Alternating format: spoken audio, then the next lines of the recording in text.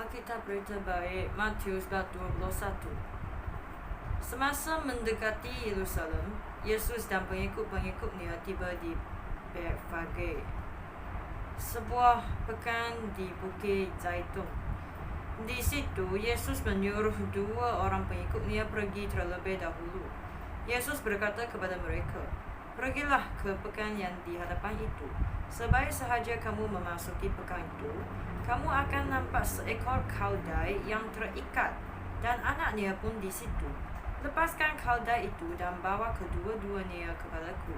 Jika ada orang mengatakan sesuatu, katakan kepadanya, Tuhan memerlukannya.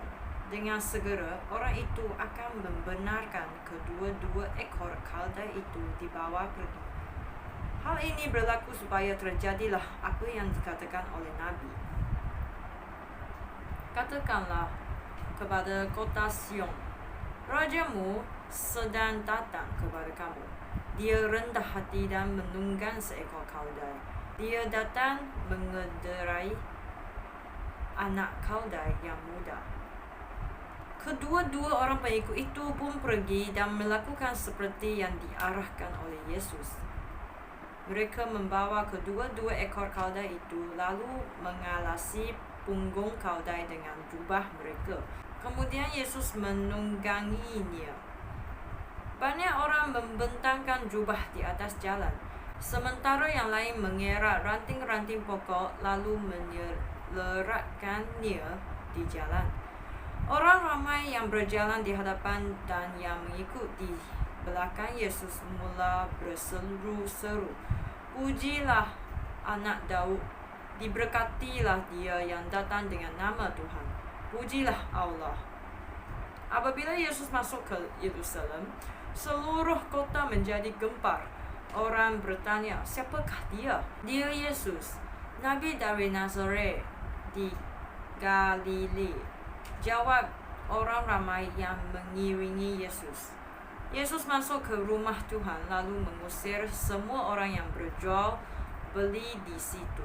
Dia menunggang balikkan meja para penukar wang dan bangku para penjual burung merpati. Yesus berkata kepada mereka, "Di dalam Alkitab tertulis bahawa Allah berfirman, 'Rumahku akan disebut rumah tempat berdoa,' tetapi kamu menjadikannya tempat persembunyian perompak." Orang buta dan orang tembang datang kepada Yesus di rumah Tuhan dan Yesus menyembuhkan mereka. Ketua iman dan guru Taurat marah apabila mereka melihat mukjizat-mukjizat yang dilakukan oleh Yesus. Mereka marah juga apabila mendengar anak-anak berseru-seru di rumah Tuhan, "Pujilah anak Daud."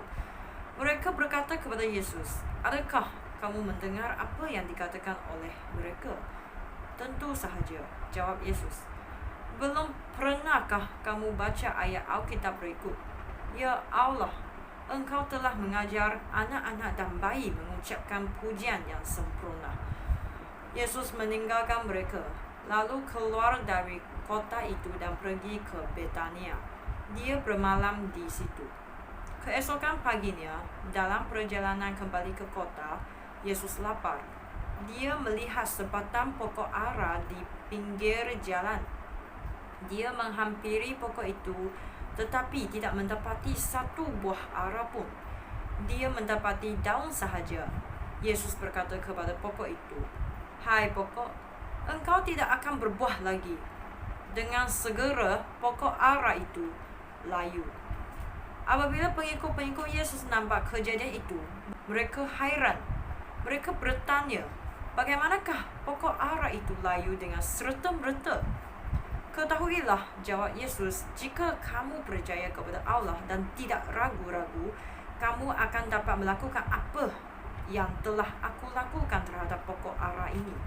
Bukan ini sahaja, bahkan kamu akan dapat berkata kepada bukit ini, 'Terangkatlah dan terbuanglah ke dalam laut.' Hal itu pun akan berlaku. Apabila kamu berdoa dan percaya bahawa Allah akan melakukan apa yang kamu minta, maka Dia akan melakukannya." Yesus kembali ke rumah Tuhan.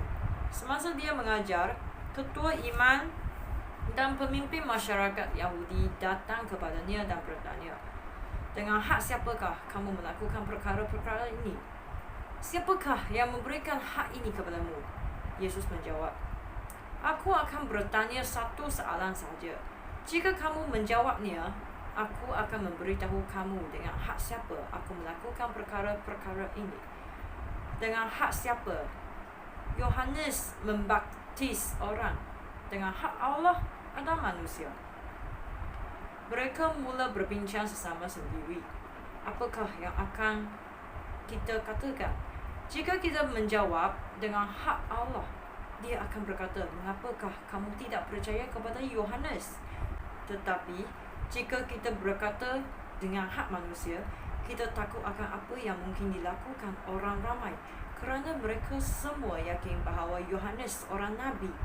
Oleh itu, mereka menjawab, kami tidak tahu.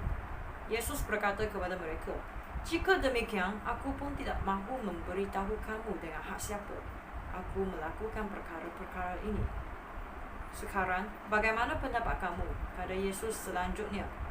Ada seorang bapa yang mempunyai 2 orang anak lelaki. Dia pergi kepada anaknya yang sulung dan berkata, pergilah bekerja di ladang anggur hari ini. Anaknya menjawab, saya tidak mahu. Tetapi kemudian anak itu mengubah fikirannya, lalu pergi ke ladang anggur itu. Kemudian bapa itu pergi kepada anaknya yang kedua dan mengatakan hal yang sama. Baiklah ayah, jawab anaknya yang kedua. Tetapi dia tidak pergi. Yang manakah antara kedua-dua orang anak itu melakukan kehendak bapanya? Anak yang sulung, jawab mereka.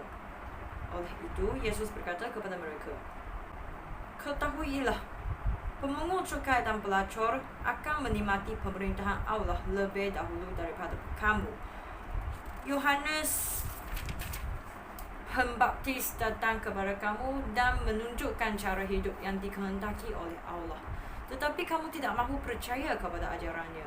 Sebaliknya, pemungut cukai dan pelacur percaya kepada ajarannya. Meskipun kamu telah melihat pemungut cukai dan pelacur berbuat demikian, kamu tidak mahu mengubah fikiran dan percaya kepada ajarannya. Dengarlah sebuah perumpamaan lain, kata Yesus. Seorang pemilik tanah mempunyai ladang anggur. Dia memasang pagar di sekelilingnya, menggali lubang tempat memeras buah anggur, dan mendirikan menara tempat berkawal. Kemudian dia menyewakan ladang anggur itu kepada beberapa orang. Lalu dia berangkat ke negeri lain.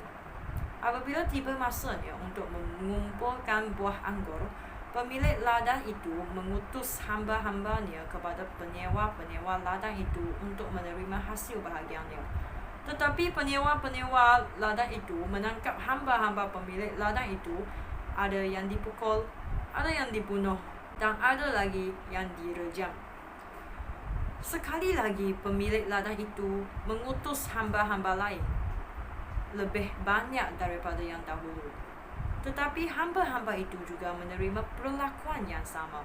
Akhirnya pemilik ladang itu mengutus anaknya kepada mereka. Dia berkata dalam hati, tentu mereka akan menghormati anakku. Tetapi apabila penyewa-penyewa ladang itu nampak anak pemilik ladang itu, mereka berkata sesama sendiri, ini dia anak pemilik ladang.